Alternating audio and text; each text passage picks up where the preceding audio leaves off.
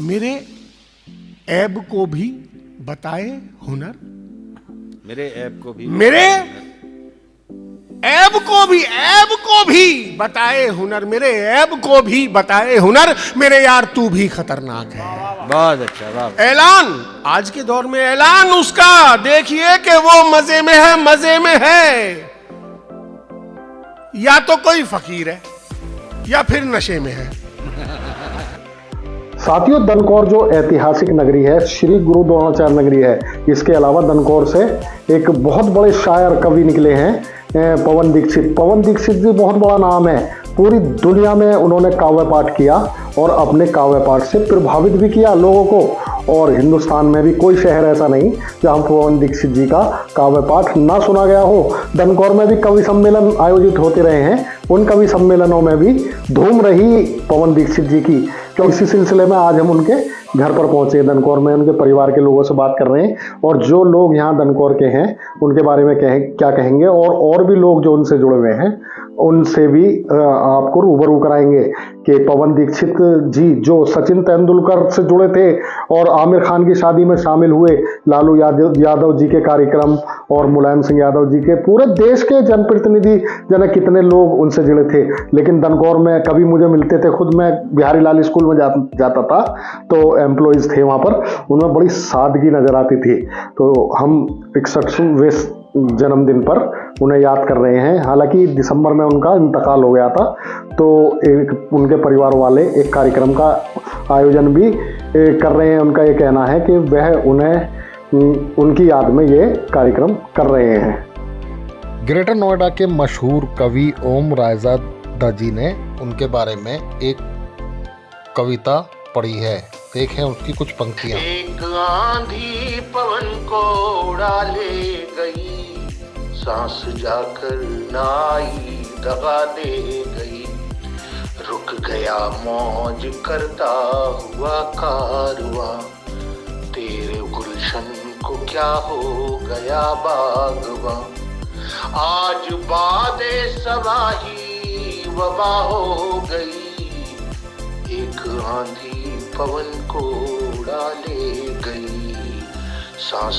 जाकर नाई दगा दे गई, सांझ से पहले सूरज चमक खो गया, कोई गुलशन में कांटे सघन बो गया, सांझ से पहले सूरज चमक खो गया, कोई गुलशन में कांटे सघन बो गया, पेड़ लहरा रहे थे खिज़ां आ गई, एक आंधी पवन को उड़ा ले गई, सांस जाकर नाई दगा दे गई।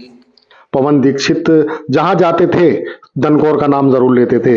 तो हमारे साथ उनके परिवार के लोग भी मौजूद हैं, बात करेंगे उनसे पवन दीक्षित जी के बारे में। आप उनकी हमसफर रही हैं, साथ रही हैं, तो आप हमें ये जानकारी दो, पवन दीक्षित जी जो पूरी दुनिया में नाम जाना जाता है आज का, तो शुरुआत कहाँ से हुई इसकी?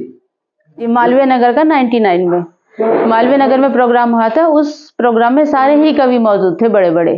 फिर शुरुआत में मतलब नाम किसी को नहीं पता था, 5 मिनट के लिए बोलने का मौका मिला, फिर 35 मिनट का काव्य पाठ किया उसमें। और उसी टाइम अशोक चक्रधर जी ने कहा कि पवन अपना पासपोर्ट बनवा लो। बस वो तब से शुरुआती फिर नहीं रुके। अच्छा, पवन जी बहुत बड़ा नाम है काव्य पाठ के लिए, तो कहाँ कहाँ कौन कौन से देश गए थे?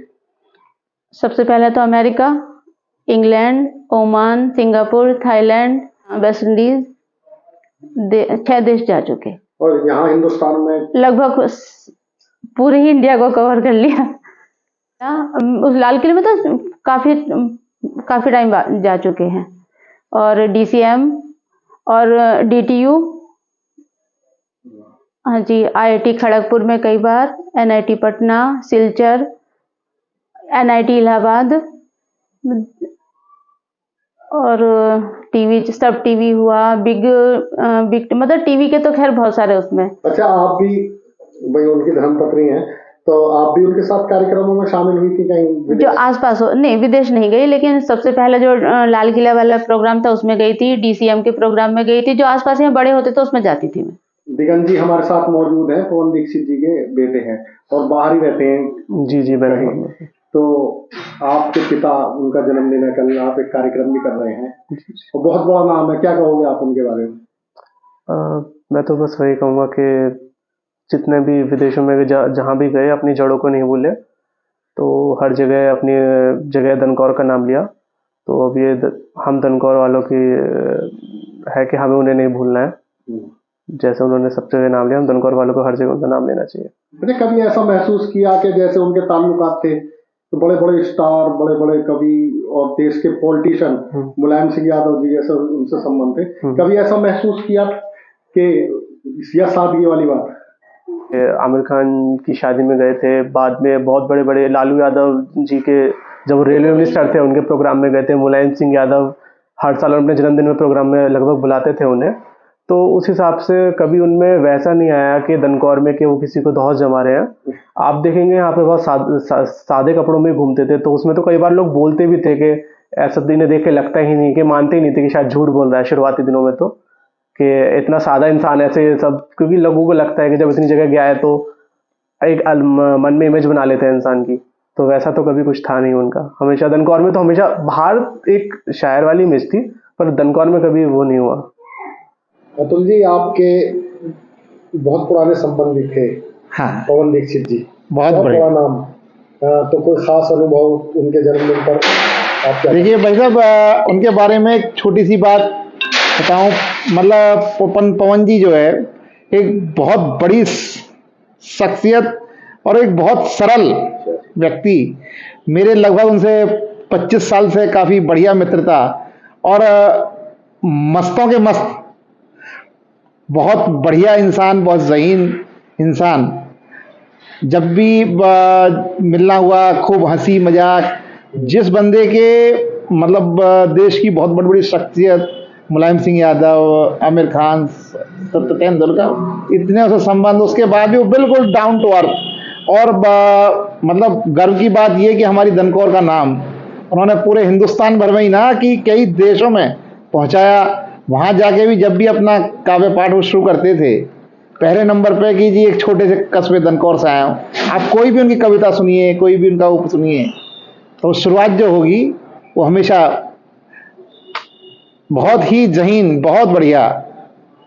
पिछले वर्ष की बात है कि वो मुझे लेके मुरारी बापू जी हैं, उनके उन्होंने काव्य पाठ का आयोजन कराया था। उसमें चंद लोग ही थे, मतलब जो कविता पढ़ने वाले, लगभग 8-10 लोग ही थे। उनमें एक पवन भाई भी थे। तो मुझे लेके वो वहाँ गए। मैंने उस दिन जाना वो कितने बड़े आदमी और कितने सरल आदमी, कि जिन्हें मुरारी बापू जैसी शख्सियत, देश का बड़ा नाम, बहुत देश का, हमारे का बहुत बहुत बड़ा नाम वो जानता है, बाई फेस बाई नेम। और वो आज हमारे दनकौर में अपना मस्त